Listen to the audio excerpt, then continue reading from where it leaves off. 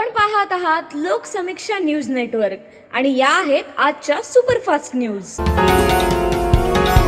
या बातमीपत्राचे प्रायोजक आहेत नंदिनी कलेक्शन, फक्त महिलांचे परिपूर्ण दालन, माऊली निवास, कल्याण मंडपमच्या बाजूस, यशोधन नगर, परभणी। नमस्कार, मी प्रभू दिपके लोकसमीक्षा न्यूज नेटवर्क मध्ये आपलं स्वागत करतो। आपण पाहत आहात परभणीचं एकमेव बातमीपत्र Loksamiksha superfast. Red Apple exclusive MIDC परिसर, परभणी। परभणी लोकसभा मतदारसंघातून महायुतीतील घटक पक्ष या नात्यानं राष्ट्रीय समाज पक्षाचे उमेदवार म्हणून आपण उद्या 1 एप्रिल रोजी आपला उमेदवारी अर्ज दाखल करणार आहोत, अशी माहिती महायुतीचे अधिकृत उमेदवार महादेव जानकर यांनी आज पत्रकार परिषदेतून दिली।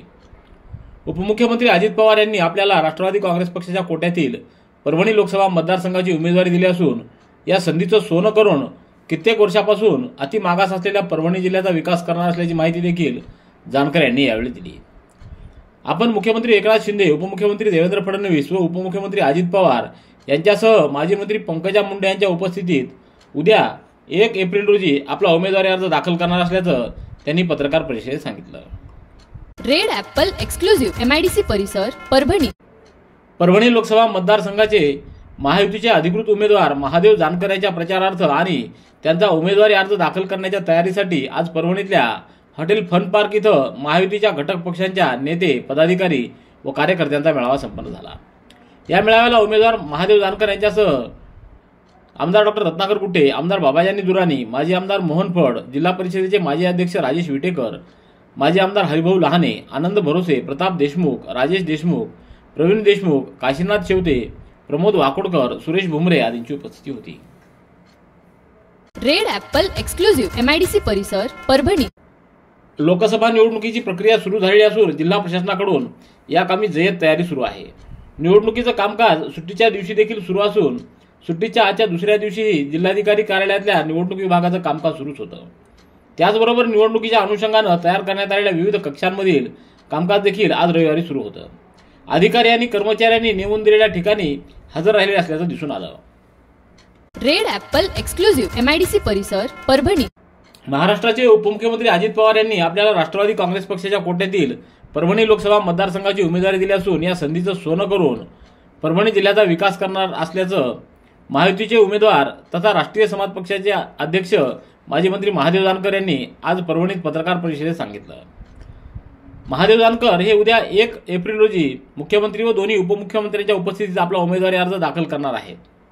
याप्रसंगी गंगाखेड विधानसभा मतदारसंघाचे आमदार डॉक्टर रत्नाकर कुटे, माजी आमदार हरिभाऊ लहाने, माजी आमदार मोहन फड, माजी महानगराध्यक्ष आनंद भरोसे, जिल्हा परिषदेचे माजी अध्यक्ष राजेश विटेकर, राष्ट्रवादीचे शहर जिल्हाध्यक्ष प्रताप देशमुख, राष्ट्रीय समाज पक्षाचे प्रदेशाध्यक्ष काशीनाथ शेवटे, भाजपा महानगराध्यक्ष राजेश देशमुख, गफार मास्टर, शिवसेना महानगराध्यक्ष प्रवीण देशमुख, संतोष देशमुख, सुरेश भुमरे, रामेश्वर आवरगड आदींची उपस्थिती होती। ठिकाण अनेक, ठिकाण फक्त एक। डॉक्टर गोविंद कामटे यांचे बालाजी आयुर्वेदिक निसर्गोपचार केंद्र, परभणी। मूळव्याध, गुडघेदुखी, मुतखडा, शुगर, वात, दमा, महिलांचे आजार, लकवा व सर्व जुनाट आजारांवर खात्रीशीर उपचार। वेळ सकाळी 9 ते रात्री 8 पर्यंत। पत्ता आघाव कॉम्प्लेक्स, महात्मा बसवेश्वर चौक, उघडा महादेव मंदिर परिसर, कारेगाव रोड, परभणी।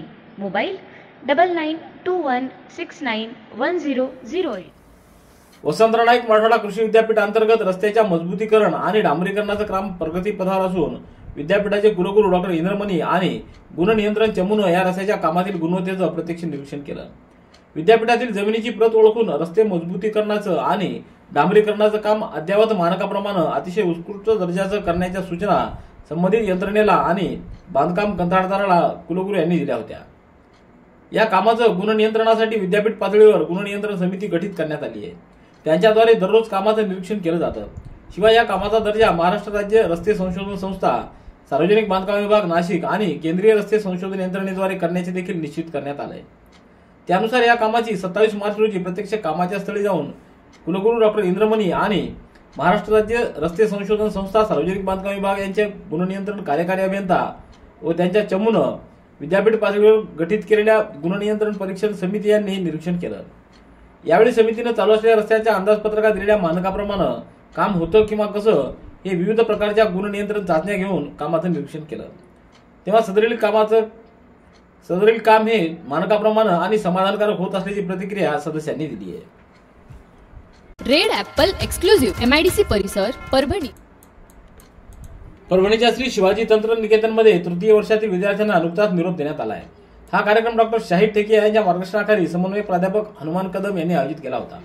यावेळी दत्तात्रय आंबोरे, संचालक डॉक्टर आनंद पाथरीकर, प्राध्यापक राहुल काळेकर, प्राध्यापक विजय पाटील, प्राध्यापक रसिका चौधरी, प्राध्यापक विरसेन जगताप, प्राध्यापक प्रदीप रणखाम यांची प्रमुख उपस्थिती होती.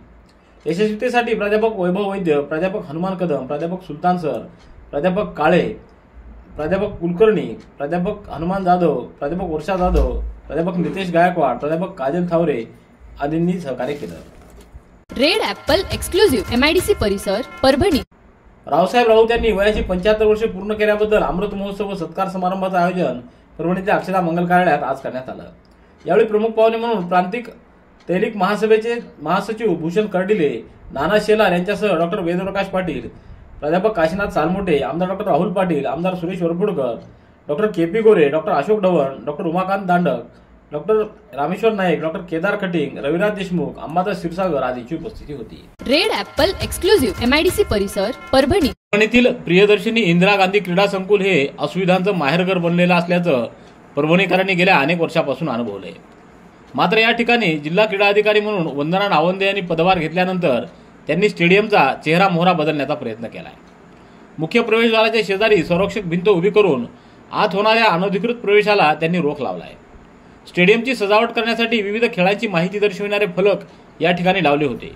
मात्र परभणीकरांना स्वच्छता आणि सुधारणा नको की काय असं दिसू लागलं असून जिल्हा क्रीडा अधिकाऱ्यांनी लावलेले डिजिटल कुणीतरी अज्ञातानं फाडल्याचं दिसून आलंय.